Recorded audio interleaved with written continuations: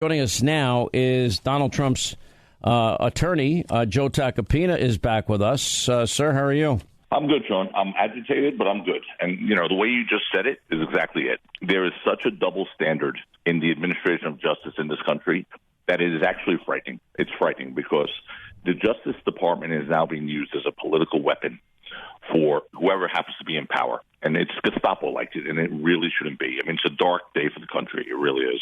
But you know what? Half the country, I mean, if you're in the mainstream media, you love this. If you're a Democrat, you love this.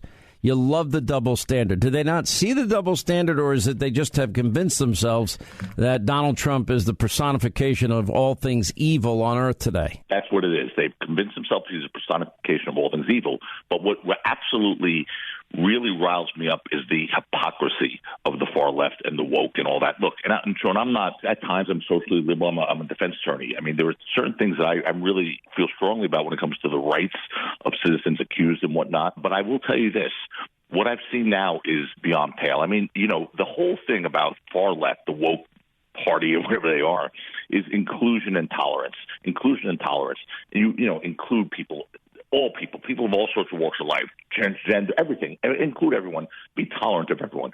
That applies unless you have a different opinion than them. Because if you have a different opinion than them, there is no tolerance. It's you're canceled, you're a white supremacist, you're an animal, whatever it is. And it's gone too far. It has absolutely gone too far. And to put down the rule of law the way we've put it down here, to really stretch the rule of law to the point where it's never coming back to its original form and proper form, is what people don't seem to understand. Yeah, the haters of Donald Trump think this is a great thing. It's not a great thing because the next time, this is now going to be the new norm for this country. The next time you have a... No, is it really going to be the new norm? And I don't mean to interrupt you. Or is it going to be the new norm if you're a Republican or conservative, and the new norm that Democrats get away with the same offenses or worse? Well, yes, that's true, clearly, because, you know, the media is... I experienced, look, in this last 7 months representing the president, I can't tell you how real that has all become to me. Look, I thought there was a little bit of an overstatement regarding the bias of the media and whatnot. My God, Sean, you were right all along. I mean, the stuff I've seen is so one-sided. They create facts at times that don't exist just to carry an agenda in the media. And, you know, the media now is air bunnies around that, air quotes around the word media, because the media now is so many people who aren't even journalists, don't have editors, can write what they want to write. But it's becoming to the point now. No, they're all talk show hosts like me, except I'm honest about it. And unfortunately, they're double standard. They see this all with glee. They think this is good for America. They think this is going to stop Donald Trump from ever being president again. That's what their ultimate goal here is. Republican becomes president. The next Republican becomes president, right? And all of a sudden, they've seen the playbook now. The playbook is, hey, use the Justice Department, which used to be separate and apart from any sort of political bent. Now use the Justice Department to go after the Democrats you don't like. That's the new norm. I'm telling you, that's what's going to happen. It's bad on both sides, but we've only seen it on one side. And to me, it's unconscionable for a president to indict his leading candidate opposing him.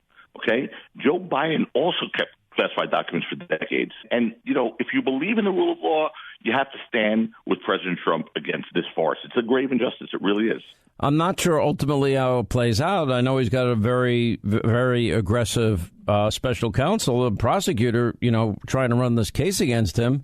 The only benefit I see for him is that finally it seems that the special counsel realized the jurisdiction would have been South Florida, where the president lives and where the Mar-a-Lago raid took place, and not Washington, D.C. The odd thing was apparently a lot of the grand jury testimony took place in D.C. and then was read back to the grand jury in Florida. That to me was a little odd, especially when you consider the grand jurors, correct me if I'm wrong, have a right to ask witnesses questions. Correct. It is everything. Look, there's a new norm every single day. There's a new, fact, new process that comes out when you're dealing with President Trump in the legal system every single day. And it's gotten to the point now where you don't know what's going to happen next. Look, I am happy that this case is going to be tried in a jurisdiction that at least there are some people who support and love him. Trying a case in New York, if you're representing President Trump, 9 out of 10 potential. Listen, Joe, you did the E.Jean Carroll lawsuit. And in that case, remember, they weighed in. They would not say the word rape in that case. The verdict came back. Incredible. That was an incredible. By the way, in New York, I was shocked. I thought it was a slam dunk, guilty, guilty, guilty. Yep. And we beat them on the one thing that mattered to them, rape. They said rape 133 times on that transcript for that trial. The first words out of her mouth was, "Why are you here? Donald Trump raped me." It was a rape case, and all they wanted was the next day's headline, Sean, to be red ink, end of the world headlines. Rapist. Well, that didn't happen. And it was just more of the same, the Access Hollywood tape and all the stuff that was let into that trial that I don't think should have been let in. And that's all the jury surmised and found. But they didn't believe her claim that Donald Trump raped her. And he didn't. And that was... Let me ask you this, because you've got Alvin Bragg and his case moving forward. Both Alvin Bragg and the Attorney General of New York, Letitia James, actually ran campaigns to go after one person, one man, Donald Trump, one organization. The Trump Organization, one family, the Trump family. Is that the right thing for somebody that's supposed to be impartial and follow the law to be running on in a campaign? Boy, you teed that one up. That was a beautiful softball you just threw me. I mean, that is so outrageous. It's not even funny. It's to me, it's what... I wasn't trying to hit you with a softball. I'm just trying to understand, how do you campaign against going against one family and one guy? I know you're not, but think about what you just asked me. How ridiculous is that, right? Before Alvin Bragg is the prosecutor, before he has his hands on evidence, before he has subpoena power, he's a citizen running for an office. He determined that priority number one is to put Donald Trump in jail, not just convict him, put him in jail. That's on an interview he did, okay? How do you know that before you become the prosecutor? You don't know the evidence. You don't have access to evidence that's sealed by grand jury information. How can you make a ridiculous statement like that? Letitia James, the same thing. She's running. She's a private citizen running for the office of Attorney General, said her priority will be to go after Trump and his family. Really? Based on what evidence? Which goes to show you it was find the target, and then we'll get the evidence later. Let's deal with who we want to go after, and then we'll back into... That's what they used to do in the days of Stalin and the days of Hitler and any communist China dictator who didn't like his opponents. They'd find the target, and then they try and back in evidence to support that claim. But it is outrageous that those two, and it shows you a little bit of a serious lack of judgment and or intelligence, that they would actually publicly state that they're running on a campaign to go after Trump. Easy to do in New York, really courageous to do in New York, when you know 9 out of the 10 voters vote against them. But how can you say that if you're going to hold a law enforcement office where law enforcement has such enormous power and you have to use prosecutorial discretion before going after anyone? You've already made a claim and a promise. It's not just a claim, it was a promise to the constituents that you're going to prosecute Trump without knowing a stitch of evidence. That's why we are where we are. That's why this case in Manhattan is going to be fall, in my opinion, based on a host of things, including selective prosecution. Let me go to the idea that they're trying on the left to get this judge that was Trump appointed recused from this case. Will they be successful? I don't see why they should be successful. I mean, a judge is a judge, right? I mean, we had a judge in Manhattan in the E.Jean Carroll rape trial, which the jury found wasn't a rape. That was appointed by Bill Clinton and very close with Clinton. So I don't know. That didn't seem to have an effect. That didn't seem to bother anyone then. Why would it bother anyone that he appointed judge? He's not social friends with the judge. He didn't work with the judge, wasn't business partners with the judge, appointed based on recommendations and qualifications. This judge is a very qualified judge, and federal judges are supposed to be fair and read the law properly. There's no evidence that this judge, and shame on anyone who suggests that she's not going to be fair and impartial, because there's absolutely no evidence that she couldn't be fair and impartial. She's a United States district. Well, they try to point out that in the case she had put forward a special master, and the 11th Circuit, pushed back on that, and she eventually just, gave in to what the 11th Circuit said. So, I mean, right. I would imagine that, this is going to be one of those moments. I will tell you, do you think that this is such a slam dunk case that clearly the special counsel believes it is? You have, charge stacking in this case. You basically have the same charge 31 times, 31 separate incidents. What is your take? It's not a slam dunk case. It's a case, first of all, it's a case that had they impounded the grand jury on the Bidens for the same exact conduct, or the Clintons and Hillary Clinton in particular for her Steele dossier thing, or the... But is that going to be allowed? Will that be admissible? If it was in New York, like the case you just tried, it would be admissible.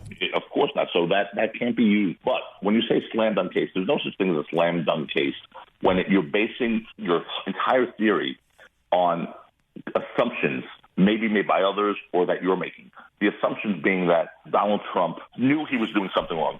In criminal law, you have to have the mens rea, as they call it, or the criminal intent to do something wrong. And for him to declassify documents, take home most of which were personal mementos, obviously, and some documents that he believes he declassified when he left the office. I mean, it's not a slam dunk case. And don't forget, what a jury can do is simply this.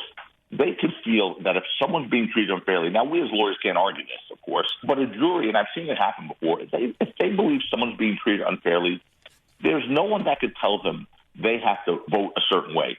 If they believe that there's a selective prosecution going on against Donald Trump, where others who did the same exact things were never even investigated, a jury could say, hey, yeah, a judge would have to let those comparisons in, wouldn't they? Yeah, well, the judge is not going to let those comparisons in, but we all live in this planet Earth where people are going to understand that, look, if you think you're going to get a jury who's never heard of any of the Biden classified document stuff or the Hillary Clinton Steele dossier or the Hillary Clinton private email server, we're not living in reality. There could be people who are going to say it's not fair what happened here, and I think there is a way for the defense in this case to bring out the fact that no one else has been prosecuted for these documents, classified documents, where they were recovered in other people's homes, like, Vice President Pence, like Joe Biden, like others. And Hillary was the worst offender of them all. Yep, but unfortunately,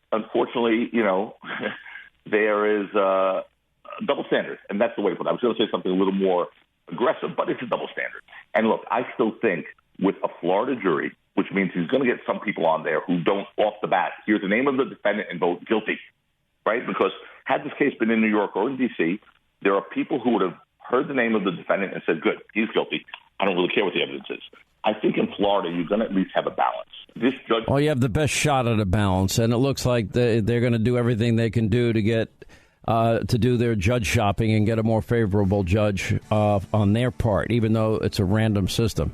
Joe Tacopina, Trump's attorney, thank you so much for being with us. Okay, Sean, anytime. Thanks.